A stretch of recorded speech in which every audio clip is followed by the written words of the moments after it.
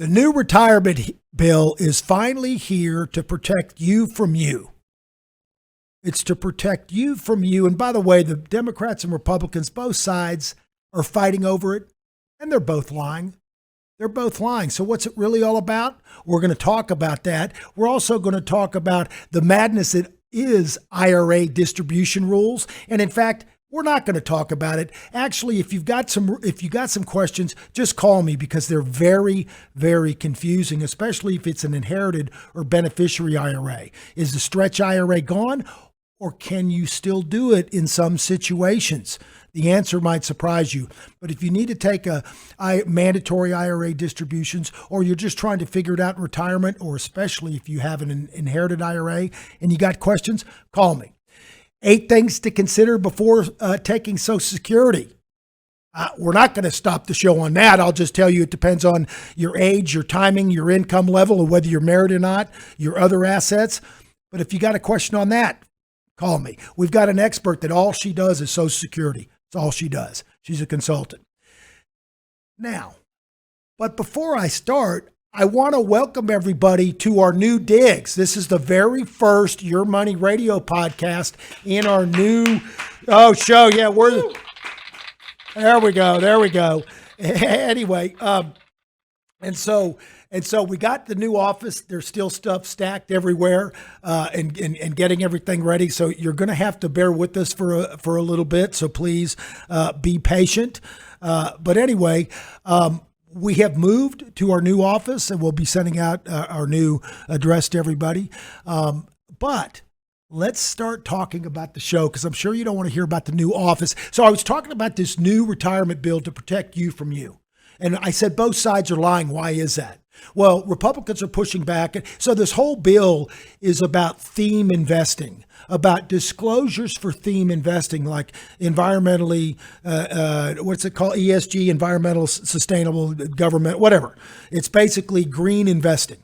Or if it's a growth investing or internet, they want to make sure that these theme investments are fully disclosed so that you understand the rules. And really the Republicans are saying, well, ESG, you really don't need that environmental stuff, and the returns aren't that good. It doesn't help the investor. And Democrats are saying, no, green investments are very, very fruitful, and they make lots of money. So what's the truth? The truth is they're lying to you. Neither one of them care. Because what it's really about, it's about the Vanderbilts, the Vanguards, and the Fidelities, and the Rockefellers, T. Rowe Price, New York Life, J.J. Snuffington. That's a throwback from the old show. That is the traditional advisor brotherhood. You see, the real thing about this bill is that they also want to put in warnings for self-directed brokerage options on 401ks. See, more and more 401ks are offering the option to, instead of doing the 12 pre-selected mutual funds that they give to you because they know what's best for you, you can actually, if your plan allows it, and it's becoming more popular, more and more plans are allowing it, and more employees are demanding it. They're asking it for it from their employers. Well, now that's puffed up the traditional advisor brotherhood, because did you know that 80% of all 401k assets are held by 5 mutual fund families, the big boys, T. Rowe Price, Fidelity, and let's not forget the Dodge and Cox Balance Fund. That's another favorite.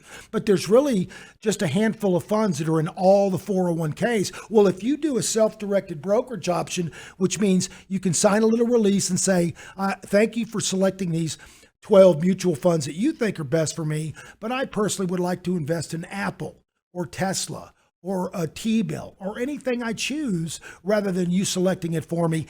They don't like that. They said, we don't want you to do, so we're going to at least do a bill to give you 4 layers of warnings.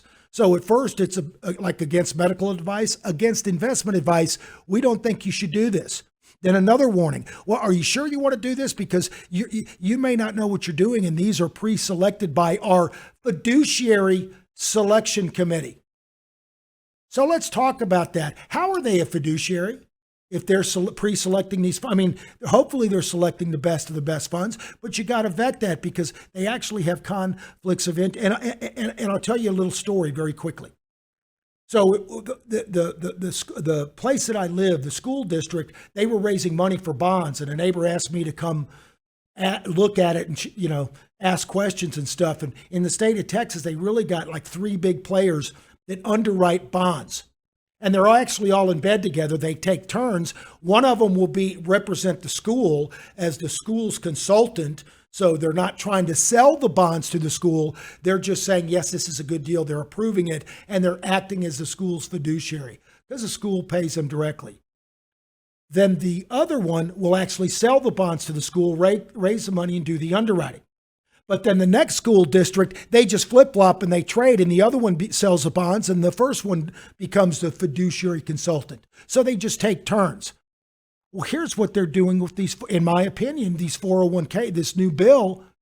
So are these fiduciary advisors really the fiduciary advisors? Or are they trying to herd you into these assets, these funds that are controlled by the big boys?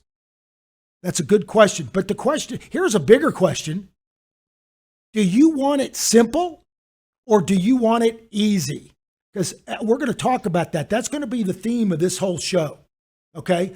Do you want to be able to make your own investment decisions for your 401k so that you can pick a Tesla or an Apple or a Microsoft or even bonds? Or do you want to just have their 12 selected things?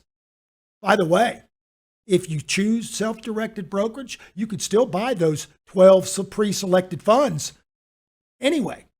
But now you just opened up the choices to maybe 4,000 or 5,000 other choices. So here is the question, and Ted and I were having a conversation about this the other day because he was, he's doing a lot of studying and learning, as is Mike and Connor. And do people want it simple and easy, a set it and forget it? Or do they want active management? So I just was kind of making a list before the show. I was just looking around. So if you buy and hold, what are the pros and cons? Well, number one, it's somewhat random. You're at the mercy of the market's time horizon. You're vulnerable to sequence of returns, which means studies show that if you just buy and hold, the quality of your retirement is simply a function of the 3 years in and at retirement, whether you're in a good market or whether it's just right after the tech wreck or the economic crisis, and you have half your money. So when you retire will determine whether you have half your money or the whole basket. Why is that? Because when they tell you that story about you saving $1,000 a month from the time you're 25 to the time you're 65, you compound 8% of return, you got a pot of gold, $1 million, and the gold watch at retirement, right? But here's the problem. What they don't tell you is that 8% compounding, all the compounding occurs in the last 3 or 4 years. Because 8% on $10,000 is $800, big deal. 8% on $100,000 is $8,000, and 8% on $1 million is $80,000. Therefore, all the growth really occurs in the last 4 or 5 years of retirement. So if you go into a bear market 2 years before you retire with half your money. So I think it's a good idea to have a sell discipline anytime, but it's even more important the closer you get to retirement. So with the buy and hold, you're going to have to deal with 30, 35, even 40% drawdowns occasionally, but you'll deal with 25 to 35% drawdowns about every 4 to 5 years. You can go back and look. Those are the stats. Okay, now, with active management, you have less drawdown. If it's done right, you have much less drawdowns. You're not going to occur 25, 30, 35% drawdowns. Now, the problem is you possibly could pay higher taxes, and there is more trading, and it's more difficult to implement. It takes work. It's not easy, and it's not simple. The pie chart's simple, set it and forget it. It's simple to you, but the mutual funds actually trade behind that curtain. There's activity there, you just don't know it. But here's the secret of mutual funds. They have to be almost fully invested at all times. They can leave 5 or 10% cash for net redemptions to give people money back when they want to take their money out. But a tech fund has to be invested in tech stocks, even if he thinks tech stocks are too high. So early in my career, 1999, I'm interviewing Art Bonnell of the Bonnell Growth Fund. And the commercial break, he leads, and he's a darling of Wall Street. He is like the best growth fund in the 90s. Leans over to me and says, Danny, I don't know what I'm going to do. I just got $30 million of new money in the last 3 weeks. I said, Art, sounds like a good problem to have. He said, you don't understand. I got to go buy tech stocks at these valuations. And so I realized, this guy just admitted to me that he thinks tech stocks are way too high. It's not a buy time. And he's selling in his own account, but he's got to buy for his account. So even with mutual funds, it's your job to know to sell the fund. The fund manager is managing to the prospectus of the fund. The fund is the client, not you. You're the cattle. He's the roper. He's delivering you to market. All right? So that's really what it's about. At Revere, we feel like we'd rather have more activity, sell rules, and limit drawdowns, because we'll hit some time frames in the market when you hit a big growth spurt that you can make good money, lots of good money pretty easily. But when the market gets really hard and choppy, that fear, you don't have to worry about the drawdown. Here's the other thing. People that say they're buy and hold, they'll hit their pain threshold. Everybody has their pain threshold. So even if he tells me he's super aggressive, he may hit 25, 30% drawdown, and he'll finally say, uncle. That's another reason I don't like those risk measures, because they're static. So rather than measuring the risk of the client, we think the risk of the market, the sector, the stock itself is more important. So anyway, that was a mouthful. I know that was a lot. By the way, all of these things are in the show notes. So I put that rule up on the madness that is IRA distribution rules. I put up the 8 things you consider for Social Security. But I know that the markets were acting really well about 3 months ago too. And we said the train's leaving the station. Are you on board? Then it got kind of tough. Then last week, it started looking like it's firming up. This past week, we just had a sell-off. So what is the reason? Is it the Fed, jobs, inflation, earnings, dollar strength? Or does it really matter? Is it more important how you responded as the market was changing? So that's really what we're going to talk about today. So Don, with that setup, I want to go. Oh, by the way, one more thing. There's 2 other articles I threw in this morning because I found them last week on the show. Don and I were talking about the T-bill yields, because T-bills are paying over 5%. It's crowding out investment grade corporate bonds and even muni bonds now.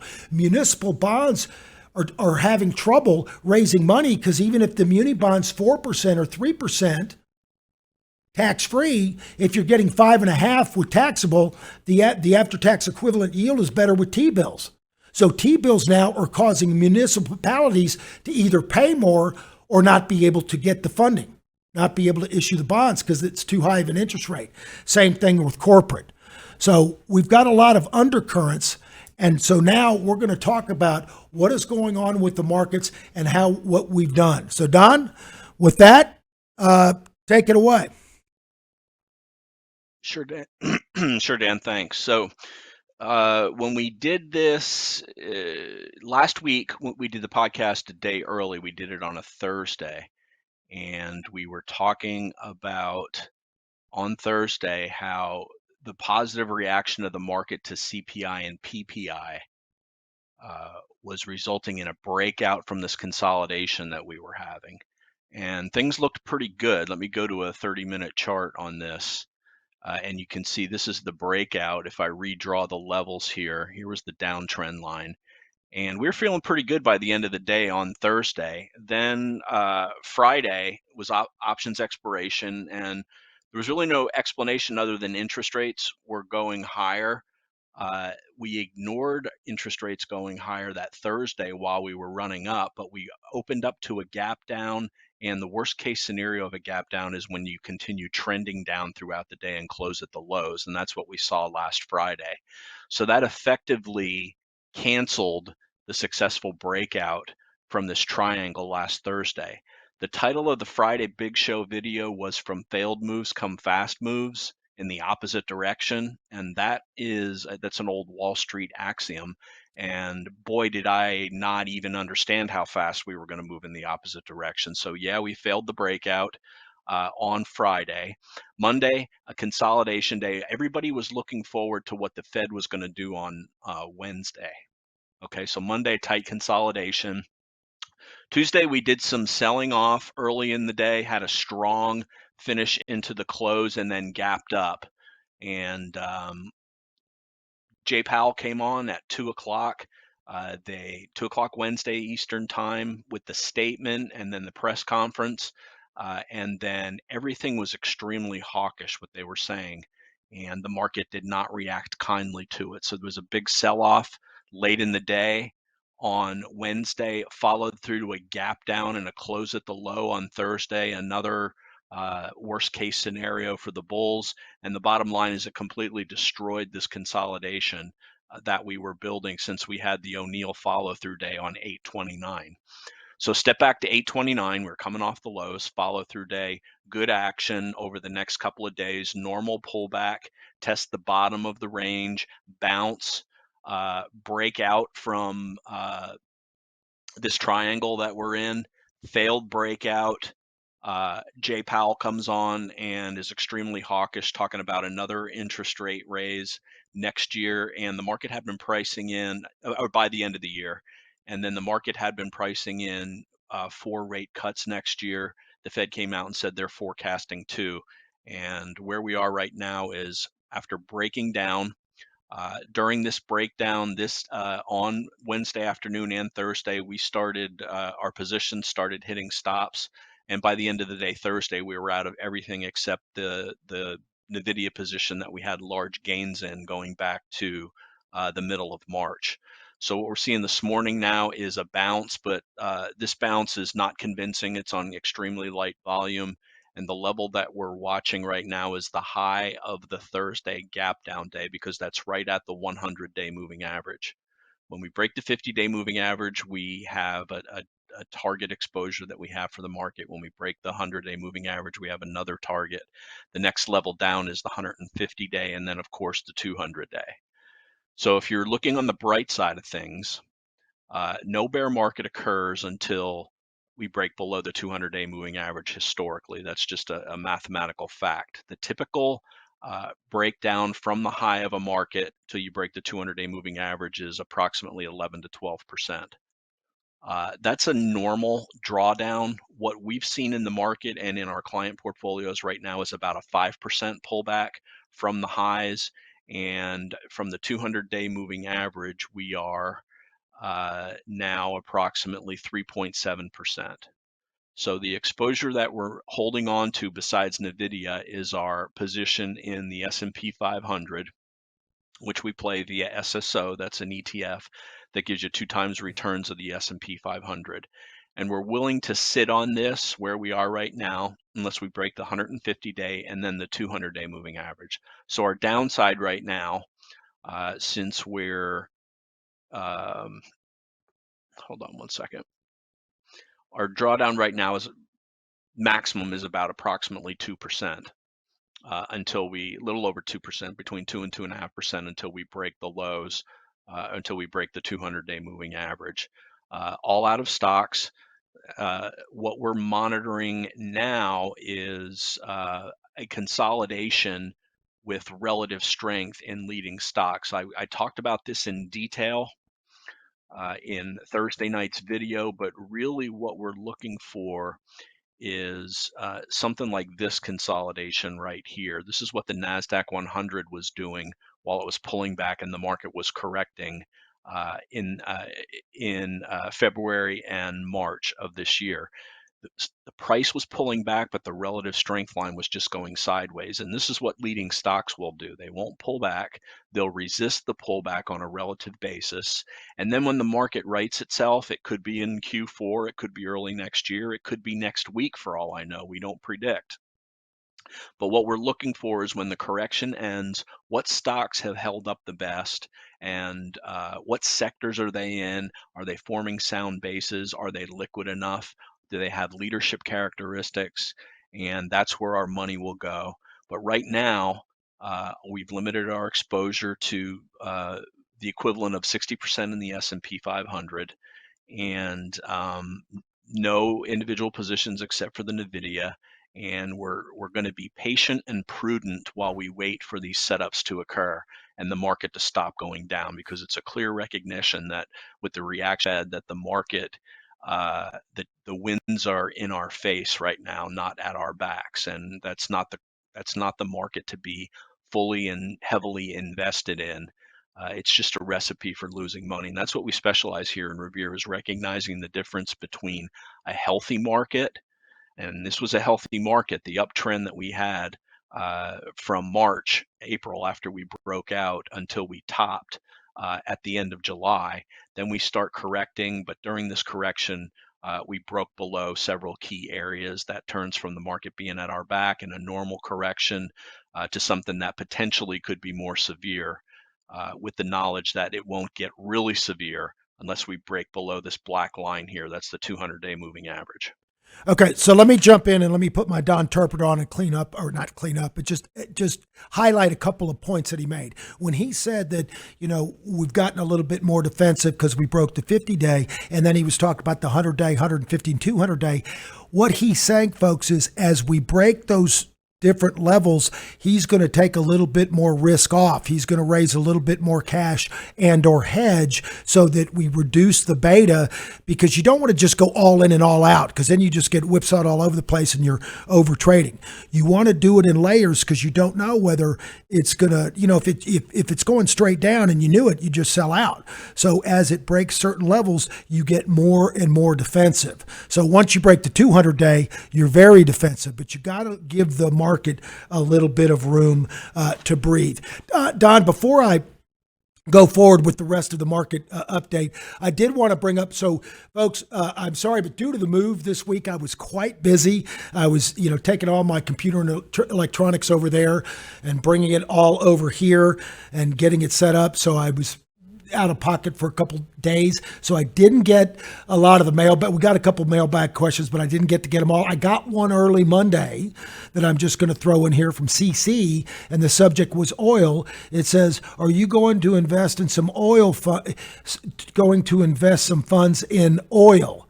It is going to 100 BB barrels. My 2 cents." Me. Thanks, CC. We have been in NRGU, the 3 times oil ETF, until today. Again, this was Tuesday, September 19th. It outperforms the commodity itself. If we get the same setup again, we will take it, meaning we will re-enter that same position. So that's the one I had in the mailbag before I started the move, so I wasn't able to backfill the rest. But listen, if you got a question or comment, you can just send me an email, dan@revereasset.com, or you can go to Revere Asset and go up to the contact button, and it'll send an email directly to me. And you can just say, hey, what do you think about this stock? Or can you talk about this on the air? Or you just want a complimentary portfolio review. But anyway, Don, can you talk about the NRGU? Sure. Back at the end of June and early in July, as part of our normal sector review that we do every weekend, one of the weakest sectors at that point was oil. And there are a couple of ETFs that we use to monitor that. The broadest one that we like is the Vanguard Energy ETF. And here's a line going back to the beginning of the end of June, the beginning of July. But what we noticed right as this was coming out of this downtrend line, in this ETF, at the same time, there were 2 stocks that were looking exceptionally good. Weatherford, now bear in mind that prior picture that I just showed, and then look where Weatherford is relative to its pattern, and look where TDW is relative to its pattern. So these are 2 leading stocks. These were actually coming out of bases right at the time that oil was just starting to come off the lows. So we identified these were added to the 21 over 21 list. One was added the last week in June, one was added the first week in July. But it's very clear that they were the leaders. Note the relative strength line on them, and go back to the ETF again, and you can see how much better they look. This is one of the key differences that we want to point out. We want to identify sectors. We don't want to wait until they're in their top 20.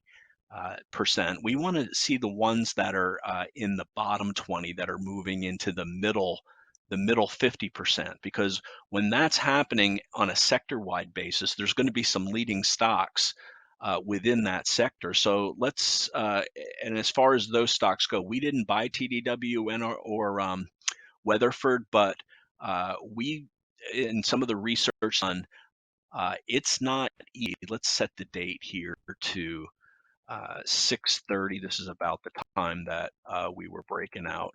So 6/30/2023. Here's VDE to today. It was up 11.48%. Let's take a look at those two stocks that we identified. There's Weatherford. It was up 36%. There's TDW. It was up 20%. Let's look at what did oil do at the same time. If you wanted to buy oil, that was up 26%, pretty good. Now let's bring in NRGU, our preferred way to play it. It was up 43%. So if you go broad, NRGU is a triple leveraged ETF made up of 10 of the leading oil names. It's got Exxon, Chevron, Valero, Marathon. And if you go with this, you eliminate individual stock risk, like say they would, I could have picked TDW, but I could almost doubled it by going with NRGU. If I picked Weatherford, I might have been lucky enough to get with that one, but it was still outperformed by NRGU. And if we just went with oil, there's two things. First of all, this oil fund underperforms what crude does because of contango that has to do with the rolling of futures contracts. So although it was up 26%, NRGU was up 43%. The normal VDE single weighted ETF was up about 12%. Let's look at some other popular ones. XLE up 10%. This is mostly Chevron and Exxon. OIH, this is oil services, was up 19%. And XOP, this is oil producers, was up 11%. So NRGU is our preferred way of playing it. It got extremely extended last week and we took profits. In that, when did we wrap that up? We wrapped it up on Tuesday of this week. And part of it was also wrapped up last week. And we're still fond of oil, but it's pulling back. It's pulling back harder. It got between 3 and 4 extended, and that's just ridiculous. You can see how it's been pulling back lately. How far it will pull back, we don't know, but we're sitting pretty because we got out of it at 548 and 515. So now it's just a matter of it setting up again to get back in because oil across the board is pulling back, including all the oil stocks. So yeah, oil looks good. It's looked great, but it had a big run and it was extended. In this type of market, we always take profits when things just get too extended to the upside. And a good instance of that is what was happening with oil over the last and into what happened late last week and early this week when it looks like it's starting to form a base instead of continuing higher. So to reiterate, oil is one of the stronger sectors right now, and we are still bullish on oil. We just thought it was a short-term pullback, and we're taking profits, right? Yep. There you go. Yep. All right. We'll look to regroup Right. when it sets up again. The commodity is holding up, but the stocks started acting worse recently. And that's because the entire market is coming down. The commodity's holding up okay, but the stocks, we took our profits in them. And again, it was a good play relative to what the price of oil was doing. We're keeping an eye on it and looking for the rest of the names to set up. Good. All right. So back to the markets, Don. Yeah, nothing really else to add except to be patient and prudent, wait for the right setups. At a minimum, we want to see the S&P 500 and the NASDAQ 100 get above this purple line here, which is the 100-day moving average. And that's where both of those indexes failed yesterday. So back over the highs of Thursday would be bullish. But then the question is, you're going to run into two very key areas, the declining 21-day moving average and the declining 50-day moving average. And the the temptation is always to buy when you see some strength in individual names and the indexes, and it's very difficult to tell if this is just a bounce to relieve oversold conditions or if this is a real opportunity to get back in. But we take it step by step. We'll go by what are individual names doing along with what are the indexes doing. But it's very likely that on the first move back above the key area, we'll run into the declining 21 and fail, or we'll run into the declining 50-day moving average and fail, along with this big 4,400 level here that was acting as a support resistance area, which we now broke below on Thursday. Okay, a comment and then a question. Okay, first of all, so if it holds, that is when you would look to re-enter. In other words, if it breaks, it doesn't hold, you don't re-enter, but if it holds, you may take a position.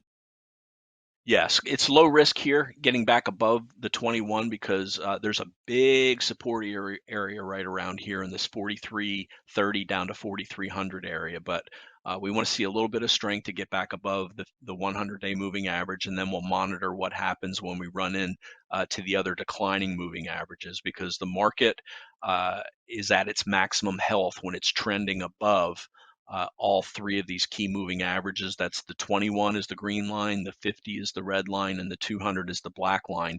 And they're configured with the shortest above the intermediate, which is above the longest. But we're a long way away from there. It doesn't mean we won't take a couple of positions if things look extremely good, but we're really waiting for the indexes to lead the way. And give us some positive feedback, and then we'll go to the individual stocks and sectors and see what are holding up okay. Looking for something like that setup that I showed before. Hang on. Don't go anywhere. I got one more thing to say. Okay. So sorry, because this is really important. So I like this. I like going over. By the way, I love that cursor now that you added color to it and made it bigger, because now I can see it on the screen and follow it. I'm sure the listeners or they're watching, they can follow it. If you can make it even bigger, that's even better. But so when he's talking about the 21 exponential moving average, folks, that green line, and then the red is the 50-day. The 21 exponential is only 21 days, and it puts more weight on the most recent day. So it's a very short-term indicator. The 50-day is a midterm indicator. If you look at the green line, it's hooking downward. So the rate of change, so the slope of the line is the first derivative, meaning is it going up or is it going down? A negative slope means the stock's going down. You don't want that. But if it's really going down, if it's really turning vertical up and down, that means it's really selling off hard. So that line, that green line, if it hooks down and starts really going down vertical, that means short-term momentum is dying quickly, meaning danger, Will Robinson, right? If that green line starts to flatten out, that means you're getting a little support. It's firming up. And as soon as that line starts to hook up, that means it's a lower risk entry. And that's meaning short-term momentum is starting to come in. So what Don and the team's going to do is they're going to watch those moving averages, and they're going to see, number one, when they hold, but also when they start to hook up and when the relative strength also improves. All right, go ahead. I just wanted to clarify that. Yeah, a very good example of exactly what we're looking for occurred back in February and March when we were doing the correcting. We had the prior uptrend. We started to roll over. We got back below the 21. We had 2 days above the 21 right as the line started flattening, but then we had another down day and it rolled back over. Then we had a consolidation here that flattened the line back out, and then we got back above it. And that's when the follow-through day occurred, which is this day right here on March 29th. And then we were off to the races all the way to the top at the end of July. It was like a 50 trading session positive bullish move. And this is the wind really being at your back when you're above the 21 with the upsloping line, the upsloping green line. And then for further support, we had the 50-day going higher. And of course, we're all above the 200-day moving average also. So we're looking for similar action to right here.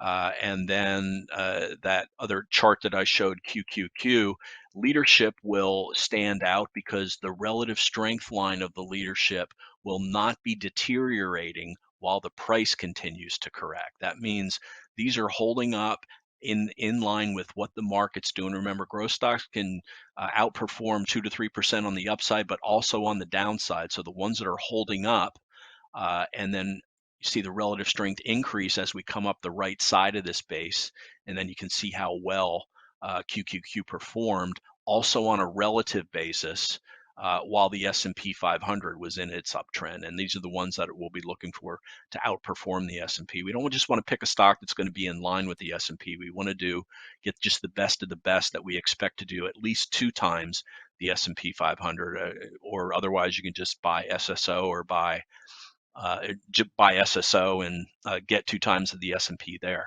And have less risk because you have a little more And have diversification. less risk, right? You don't have single stock Exactly. risk. So Right. leading stocks, and this is what people don't realize, leading stocks lead on the way up and on the way down. They lead both directions. So leading stocks, once you start into a bear market and you start correcting, in a bear market, leading stocks will fall on average 72%. Last year, Tesla fell 69%. So that's why you can't buy and hold unless you really, really have a long time horizon and you really have some grit. Yeah, Celsius is a good example of this because the market had a little bit of a correction here, but Celsius bucked the trend for a while. Leading stocks that's why we look at both the indexes and what leading stocks were doing. But then it got near this 200 area and it just couldn't go any higher. Every time it tried to poke its head above this 206 level, it got pulled back. And then when the market gave way on Wednesday with the Fed, Celsius just came apart. And this was even before the Fed. And you can see these big red bars of distribution here. This is people saying, get me out. Hedge funds don't hesitate when momentum stops. They're mutual funds and pension funds and endowments and so forth. They take a little bit of a longer time frame, but hedge funds they do not want to give their profits back because they don't get paid unless they keep making higher highs in their account balances. So once it gives way, they give way. It's like a waterfall. So let's talk about how you would re-enter that because Celsius is still a leading stock. It's just broken right now. Leading stocks are all most of them are under pressure. So right. If you still like this stock, show us what you would look for to re-enter. Oh, this is great. Yeah, we took a small position in this while it was basing up here, understanding that it was extended, but that nice day that we had last Thursday gave us a little bit of optimism about what the market was doing. But the big thing about Celsius is its last 2 earnings reports, it's had big gaps up. Just Didn't make a crushed lot it, of progress after it had the gap up, but this last one, it was very clearly a leader.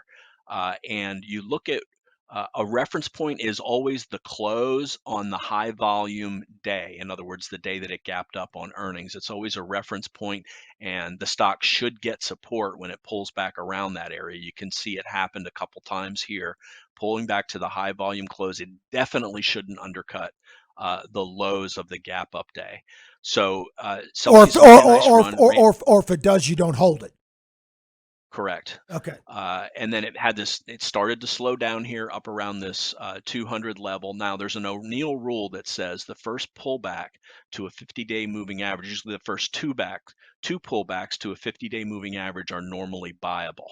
If you bought this in here and it pulled back around the 50-day, you could have added, but who's going to be adding at the 50-day moving average when you've got earnings just a couple days away? So normally this is a pullback to the 50-day moving average, but ideally it occurs on lighter volume during a normal correction, not a harsh sell-off from 200 all the way down to 170. So we still have this on our list. The fundamental numbers on this are fantastic from an earnings sales growth perspective. They've made it into the mainstream. They've got a Pepsi distribution agreement. Ladies are drinking it before their workouts. That's a big crossover. You usually don't see too many women walking around with a Monster in their hand, but they definitely drink Celsius. It's taken over shelf space in all the grocery stores. It's a skinny can. Fundamental.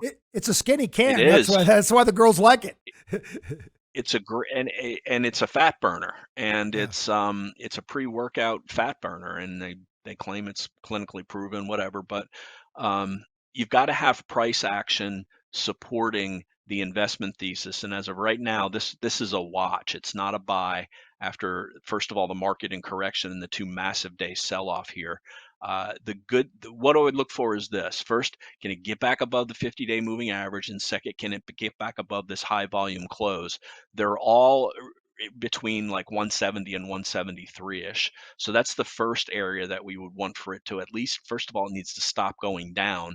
And it may just form a base like this. And if it starts coming up the right side of this, you could take an early entry if the market rights itself, like we have a follow through day, the classic O'Neill follow through day like we had on 829 and back on 329. This one failed, but we're always on the lookout. You keep your watch list updated and look for that pattern that I showed before with relative strength, even while price is pulling back. And those very often become the leaders when the market breaks out the next time and rights itself. But as for right now, we're in a correction. So We're pulling back. yeah, so you bought it, but did you still hold it or did you sell it? I mean, I know No, the answer. we Yeah. cut it on this big negative reversal back below the 200 level. Okay.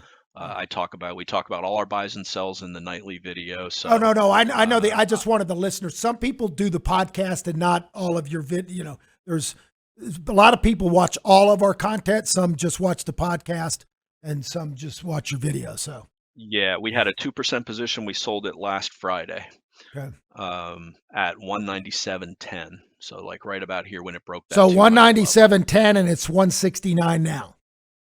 Right. Okay. And that's one reason you don't necessarily want to buy and hold, because you can manage risk better. So Celsius could just come back and be fine. It could. Yep. We don't know that. We don't invest could. We invest with what's happening while it's happening and make adjustments accordingly. We don't invest in the hopium. Anyway, all right. So what do guys have? That's the market story. Let's go to Michael first. The man who puts the fun in fundamentals, currently studying for CFA level 2. Mike, take it away. All right. So I'm sure most of our listeners know, and if they don't know by now, there's a new movie out. It's called Dumb Money, and about basically the GameStop short squeeze. And I saw it last week. It was pretty good. And it's actually a relevant topic that relates to videos I've made that on fundamental analysis. So I thought it was apropos to bring it up and relate it to the topics and yeah, so something fun and relatable. So a lot of people don't know, but Michael Burry actually was the first one to really discover the opportunity in GameStop. And if you listen to Roaring Kitty is the guy's name who became famous for it, Keith Gill. He made over $50 million from the GameStop short squeeze and was the hero on Wall Street Bets and these Discord and Reddit channels. So Michael Burry actually, and by the way, I re-listened to his commencement speech and highly recommend that if you haven't heard it. It's pretty interesting for a commencement speech. It's crazy. He talks about the future and all the negatives and societal issues, and calls out the CDC and regulators. It's pretty wild. So I highly recommend it. But basically, it was his 13D filings, which are required as a fund or an investor. It means you own at least 5% or more of a company's stock. As you acquire that size position, required with the SEC to file something called the 13D. And there's so much wisdom and value in those letters. So I kind of wanted to go over some parts of it and relate it to the fundamental analysis that I've been speaking about, like free cash flow, capital allocation, and EPS. And in my opinion, the best way to learn is by analyzing those that have been successful. And Michael Burry's a legend. He's been read on a lot of stuff, and he's definitely earned my respect. So highly recommend going over there. So to start off, and this is just one of the parts in the 13D that I wanted to talk about quickly. So he says, when he's looking at GameStop, he says, we have concerns regarding capital management at GameStop, which is the capital allocation that I was talking about. The board erred in its attempt to diversify into cellular stores 3 years ago. So that was a capital expenditure growth capex opportunity, a reinvestment of capital opportunity that the board had discovered and thought it would be good to allocate capital to that. But it didn't work out and it was a waste of money. So he says, now with that decision reversed through the sale of that business, we believe shareholders will agree that current resources should not be wasted. So the decision to delete it is in some ways understandable. And the stock definitely it tumbled because that's part of a lot of analysts and investors use the dividend discount model to forecast the future value of the company. So if you cut the dividend, all of a sudden your valuation is going to drop a lot. And he says, but backing off from the original plan and authorization to buy back 300 million of stock would be unforgivable. So at that point, you've got the company sitting on all this cash. They're no longer investing in this cellular business that ended up failing. So they don't have a lot of growth capital expenditure opportunities. So he's saying instead of allocating it to something else that's going to lose money, what you need to do, you've already authorized 300 million in common stock buybacks. You need to go ahead and buy back. And he says, because given recent prices under $5 per share for GameStop stock, GameStop should continue with the remaining 237 million share repurchase at once with urgency. And he says, you'll never find an easier and safer opportunity to double or triple GameStop's earnings per share while increasing tangible book value share by more than 100%. And the reason why you would increase earnings per share, which I spoke about in another video, you've got the numerator and the denominator. And in that case, if you're reducing, so you've got earnings, the numerator, and then number of shares is the denominator. If you're reducing that denominator by buying back those shares, your earnings per share is going to go way up. And in terms of what the company can do with that capital, the best opportunity for them shareholders is buying back these shares and increasing their book value, increasing earnings per share, and they'll see a return immediately. And what's also interesting and unique about this opportunity that we may never end, this could be a once in a generation type thing, but the amount of shares that were shorted, it was something like 80% of the entire float was being shorted. So if GameStop were to buy back all of those shares, it would create this massive short squeeze, which is what ended up happening. So what this relates to is there's a similar situation with CEIX, and that's what I was talking about with CEIX. So they're sitting on all this cash, they're generating free cash flow. They don't have a lot of capex requirements, so their fixed costs are already predetermined. They have these contracts set in the future. So instead of wasting that money or sitting on the cash, they actually made the decision to return it all to shareholders, which is why you've seen this huge move in the stock because they keep buying back stock. And that obviously is going to increase the valuation as you reduce the share count and increase the earnings per share. And an issue companies face is if they're sitting on this cash, which, as we saw in the case of Michael Burr, and you can see with Bill Ackman and other activist investors, is that if a company's sitting on a pile of cash and isn't doing anything with it, it'll become a target for an activist investor because they see that they can restructure and do a few things to get that capital unlocked and return it to shareholders. So companies try to avoid that situation by either doing aggressive buybacks, doing a dividend, or investing.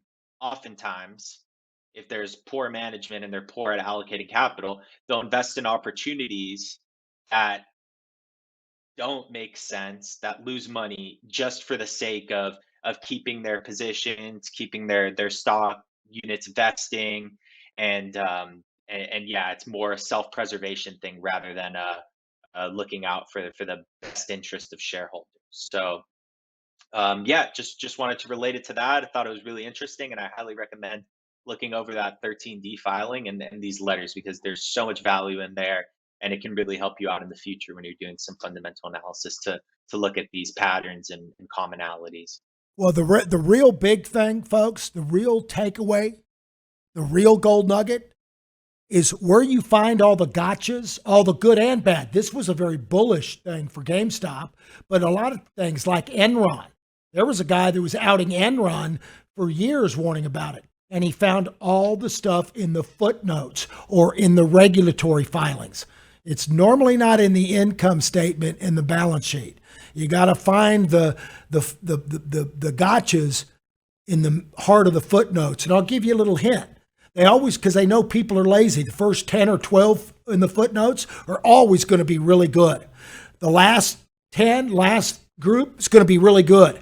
Right in the middle, they're going to be really good. Why? Because they know human nature. They know that you're going to go look right at the beginning, just like, or if you want to get a book and you want to see how the book ends, you go read the ending, or you go right to the middle. People cheat. So normally they bury the worst footnotes about halfway through the middle half of the book, about 30%, 35% into the book, or like 70% through the book, 2/3 through the book. I mean, the footnotes. But that's where you find the big stuff. So the very first thing that you want to, and this is what Michael brought up the other day too. He was talking about how to dissect a cash flow statement and find out their uses of cash. The income statement can be manipulated. The balance sheet can be manipulated. The statement of cash flows can only be manipulated if the bank or the financial institution holding your money also agrees. So you got to have 2 or 3 people colluding. So it's much more difficult. So you always want to go to the statement of cash flows and the footnotes first, and then go to the income statement balance sheet. Mike, thanks a lot. That was great. All right, done. Let's flip it over to Connor. He's got an interesting topic this week. Connor, go ahead and tell us what you got. Yeah, so for today, I want to talk about group strength and finding sector style moves. So how can you find the leading sectors before everyone's watching? And I think one of the main drivers for the market to move higher is you need leading groups breaking out and strong group moves. So when you look back this year, the rally from May all the way into August, there was a number of different sectors and industry groups that led throughout that time. Semiconductors were the strongest and most notable, but you had other smaller groups that had stints of strength. You know, you had home builders were another big one. Cryptos had a run, airlines as well. And recently we've had energy, and I would say right now the strongest group is uranium now. And I think that you can take 2 approaches to finding these strong group moves. First, you have the top-down approach. So that would more consist of looking at the sector ETFs and just all the various sectors and finding, what one looks the best, and then having that lead you to the names. And then you can also do the bottoms-up approach, which I think is better. And that's when you start seeing a proliferation of stock setups, and that leads you to the certain sector. Because what I've seen is more times than not is the strongest individual stocks and leaders will be breaking out before the sector move becomes apparent.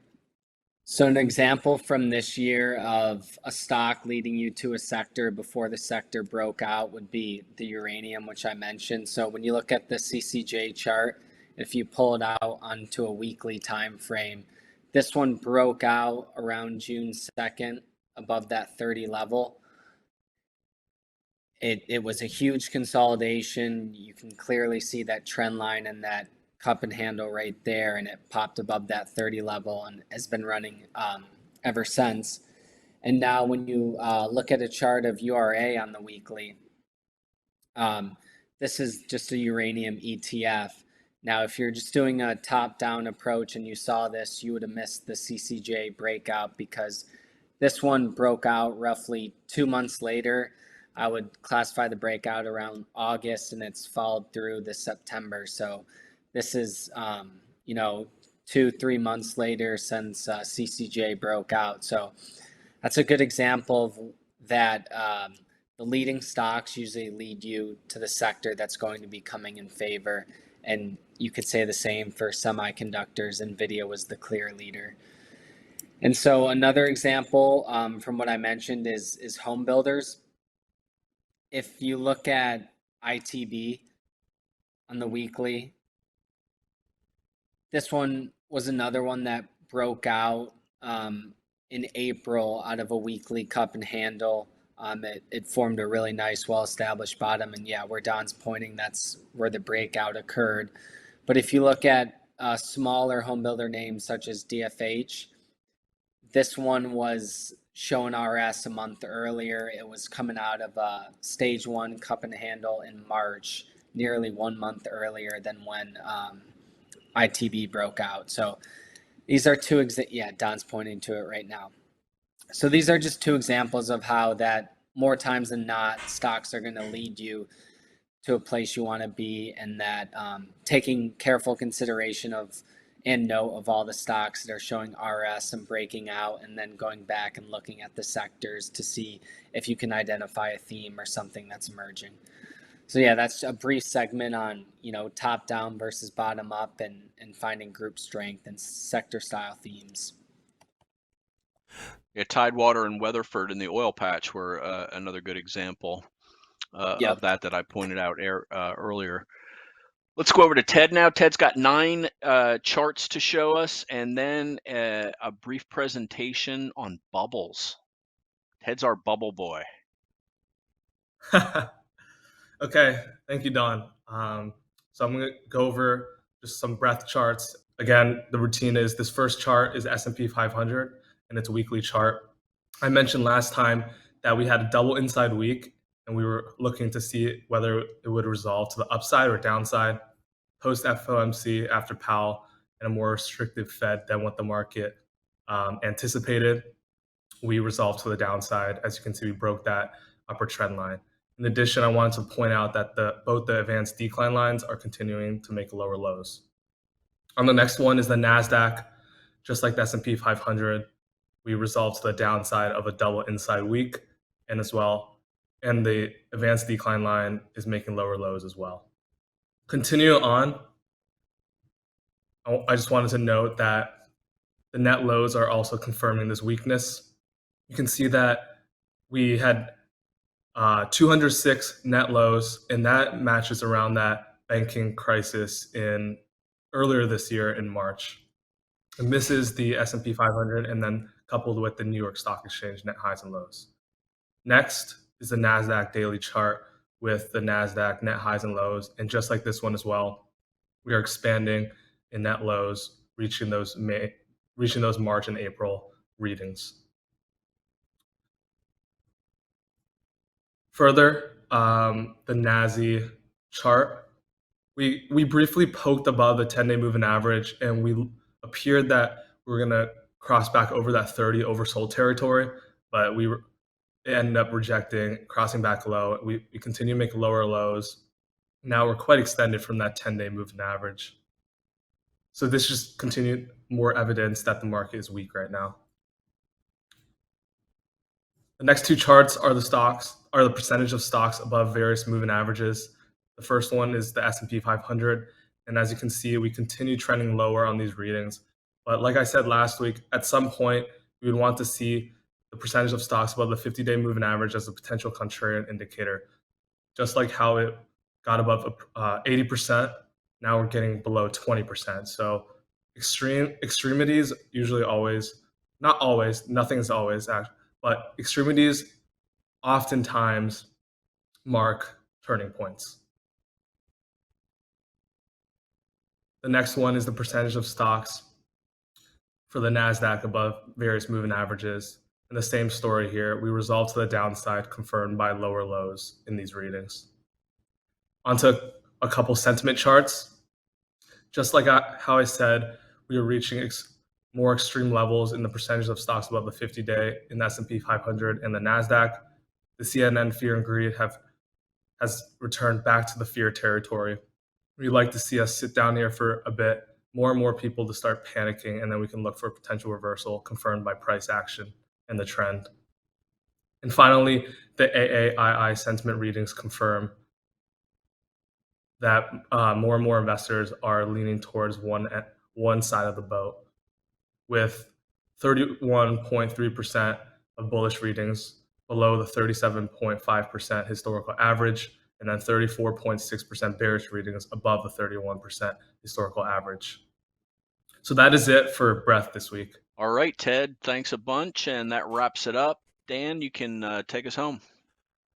Folks, listen, if you like what you heard, please tell a friend, tell a neighbor. Revere tries to be the most transparent advisor in the country, actually on the planet. And Don does a daily market insight video every day the market is open.